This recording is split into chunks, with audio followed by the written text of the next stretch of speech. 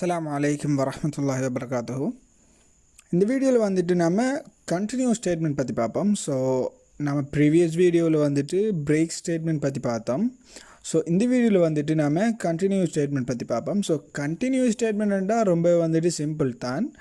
So இது வந்துட்டு என்னென்னா, இப்போ நம்ம பிரேக் ஸ்டேட்மெண்ட் பற்றி பார்த்தோம் என்னென்னா, இப்போ செட் ஆஃப் கோட் வந்து அந்த பிரேக் ஸ்டேட்மெண்ட் எப்போ வந்துட்டு ட்ரூ ஆகுதோ, அந்த பேஸ்ட் ஆன் த கண்டிஷன் படி எப்போ ட்ரூ ஆகுதோ அப்போ அந்த பிரேக் பிளாக் வந்துட்டு அப்படி என்ன செய்ய போகுது, ஸ்டாப் ஆகி அந்த லூப்பை விட்டு வந்துட்டு என்ன செய்ய போகுது, வெளியால் வந்துட்டு வரப்போகுது. இது வந்துட்டு நம்ம பிரேக் ஸ்டேட்மெண்ட்டில் வந்துட்டு பார்த்தோம்.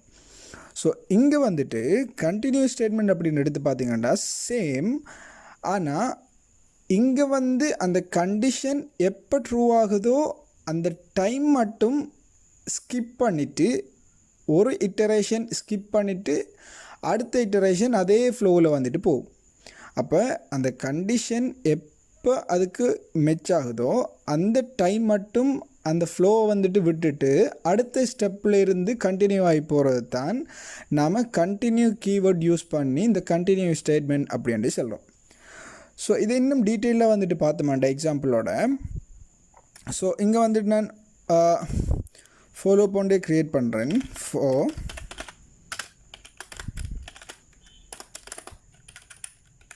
I int I equal 0, I less than 10, I plus plus, and then நான் இப்போ வந்துட்டு கண்டிஷன் வந்து செட் பண்ணுறேன். ஸோ இந்த கண்டிஷனில் வந்துட்டு நான் ஒரு கண்டிஷனோட பாஸ் பண்ணுறேன். அதாவது இந்த கண்டிஷன் பிளாக்குக்குள்ளே நான் கண்டிஷனோட பாஸ் பண்ணுறேன். I equal to 18 இருந்தால், அப்போ ஐட வேல்யூ வந்துட்டு 18 இருந்தால் இதை நான் 20 மாத்திரேன், I less than 20. ஸோ ஐட வேல்யூ ஈக்குவல் டு 18 இருந்தால் இந்த கண்டிஷன் என்ன செய்யணும், ட்ரூ ஆகிடணும். அதே சமயம் ஆப்பரேட்டர் வந்துட்டு யூஸ் பண்ணுறேன். I ஈக்குவல் டு 16 இருந்தால், அப்போ ஐட வேல்யூ 18 இருந்தாலும் ட்ரூ ஆகும், அல்லது ஐட வேல்யூ 16 இருந்தாலும் இந்த ஸ்டேட்மெண்ட் வந்துட்டு ட்ரூ ஆயிரும், இந்த இஃப் ஸ்டேட்மெண்ட் இல்லையா. ஸோ இங்கே வந்துட்டு நான் இதுக்குள்ளே என்ன செய்ய போகிறேன்னா கண்டினியூ அப்படிங்கிறத பாஸ் பண்ணி விடுறேன். ஸோ இப்போ என்ன நடக்க போகுதோ, இந்த ஃபாலோ இட்டரேஷனில் எப்போ இந்த ஐட value equal to 18 or something 16 வந்துட்டு இருக்கி அப்படின்னு இருக்கின்றா அந்த பிளேஸை மட்டும் விட்டுட்டு நெக்ஸ்ட் ஸ்டெப்புக்கு வந்துட்டு மூவ் ஆகி வந்துட்டு போய்த்திரும். ஸோ கீழுக்கு வந்துட்டு நான் என்ன சொல்கிறேன்னா சி அவுட்டில் ஐ எண்டில் அண்டு பிரிண்ட் பண்ணுறேன் ஐட வேல்யூவை. ரைட், இப்போ வந்து நான் ஐயை வந்துட்டு பில்ட் பண்ணுறேன் ப்ரோக்ராமே. So no error. ஸோ இங்கே வந்துட்டு பார்த்தீங்கன்னா 0ல் இருந்து நமக்கு 19 வரைக்கும் வந்துட்டு பிரிண்ட் ஆகிருக்கு. ஏனெண்டா நம்ம லெஸ் தென் ஈக்குவல் போடலை, வெறுமனே ஐ லெஸ் தென் 20 அப்படின்னு மட்டும்தான் போட்டிருக்கோம் இல்லையா. ஸோ அதனால் 19 வரைக்குமே வந்துட்டு பிரிண்ட் ஆகி. ஸோ இடையில இந்த 18ம் 16ம் இருக்க மாட்டா. ஸோ பார்த்தீங்கன்னா 0 1 2 3 4 அப்படின்ட்டு வந்துட்டு, ஸோ 17க்கு பிறகு 18 வந்துட்டு இருக்க போகிறல.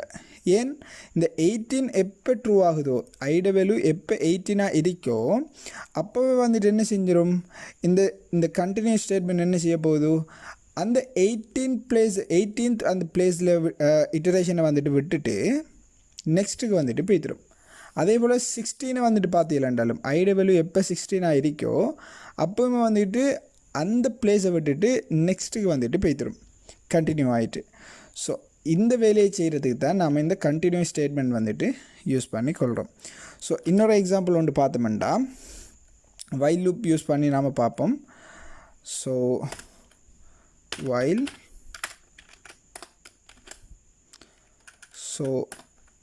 int I equal 0, I less than 10. So இங்கே வந்துட்டு கண்டிஷன் செட் பண்ணுறேன். இஃப்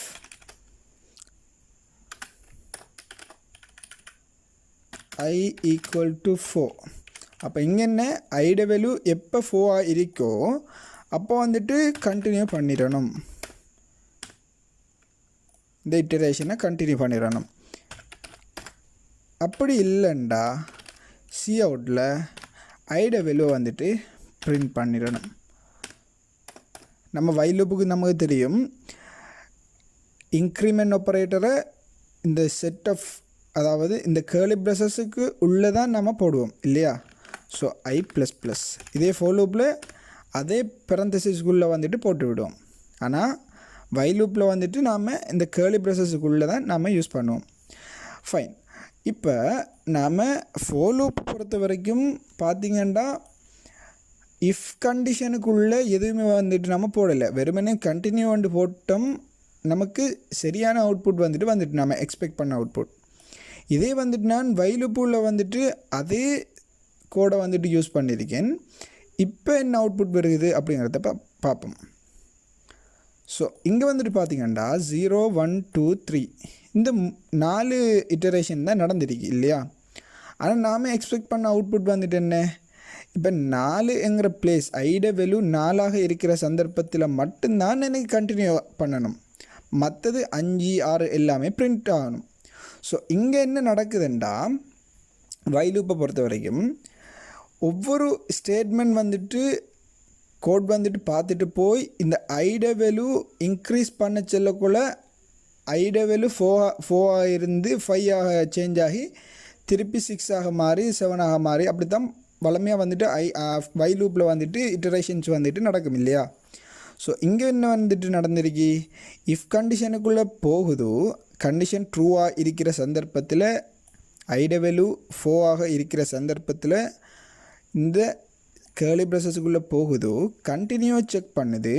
ஸோ கண்டினியூ வந்துட்டு கண்டினியூ ஆகிக்கே இருக்கு, அது வந்துட்டு பிரேக் ஆகலை.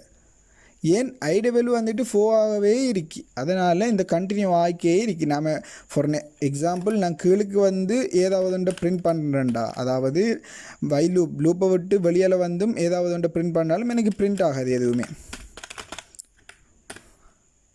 இங்கே வந்துட்டு பாருங்கள், இப்போ நான் லூப்பை விட்டு வெளியில் வந்து பிரிண்ட் பண்ணாலும் நமக்கு பிரிண்ட் பண்ணுறது வழங்காது, ஏனென்றால் அது கண்டினியூ ஆகிக்கே போகுது. இந்த இது வந்துட்டு இன்னுமே வந்துட்டு ஸ்டாப் ஆகலை.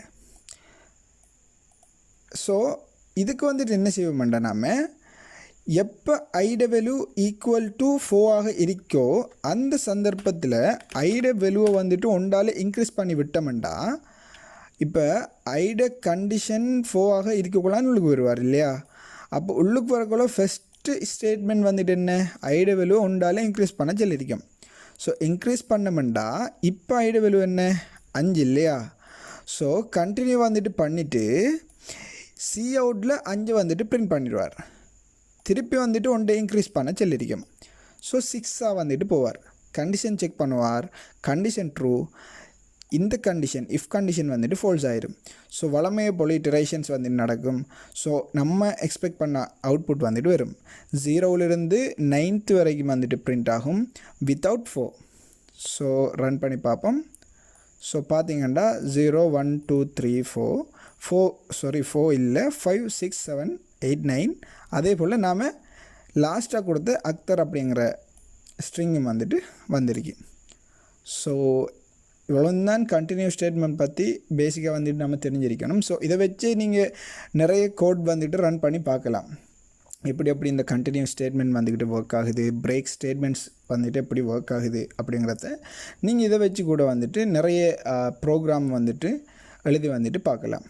ஸோ எனிவே இந்த கண்டினியூ ஸ்டேட்மெண்ட் பொறுத்த வரைக்கும் அதே போல் பிரேக் ஸ்டேட்மெண்ட் பொறுத்த வரைக்கும் ஏதாவது ஒரு சில டவுட்டுகள் இருக்குமாண்டா கீழே கமெண்டில் லீவ் பண்ணுங்க, என்னால் முடிஞ்ச வரைக்கும் நான் சொல்ல இன்ஷா அல்லாஹ். So anyway, thanks for watching. I'm Akthar Farvees. Bye.